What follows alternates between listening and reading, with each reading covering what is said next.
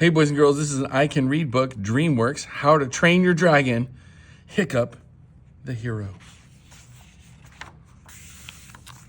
How to Train Your Dragon, Hiccup, the Hero.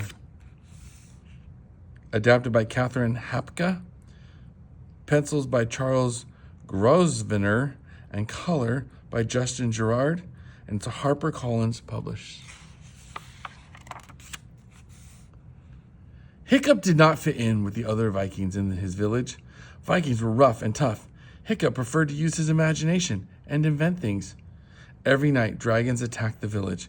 Once, Hiccup hit one with his new invention called the Mangler. But no one believed Hiccup, not even his dad, Stoic. The dragon attacks got worse. It was time for the Viking teenagers to go into training so they could help defend the village. At first, Hiccup was happy. Maybe now he could learn to be a real Viking like his dad. But on the first day of training, he almost got blasted by Gronkle. Fighting dragons was tough work. Hiccup felt terrible. He went for a walk in the woods, and that's when he found something. A dragon. It was the dragon Hiccup had hit with the Mangler. Hiccup thought he was a goner, but the dragon didn't try to hurt him. After that, Hiccup couldn't think about anything else. Why had the dragon let him live? All Vikings knew that dragons were nasty and dangerous. Hiccup went back to see the dragon. He brought it food and named it Toothless. Slowly, they became friends. Hiccup soon figured out that his new friend couldn't leave the island as the other dragons did. Toothless couldn't fly anymore. Part of his tail was broken. Hiccup wanted to help Toothless. He invented a device to fix the dragon's tail. It took a few tries, but finally Hiccup got it right. Toothless could fly again as long as Hiccup helped steer. They flew through the sky together. The other teenagers didn't know about Hiccup's secret dragon friend. All they knew was that Hiccup was terrible at dragon training.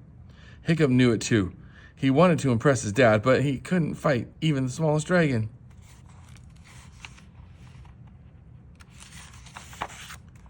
But training got better as Hiccup learned more about dragons from Toothless. Hiccup learned that dragons love dragon nip and that they hate smoke eel. Soon, he was the best student in the whole training ring.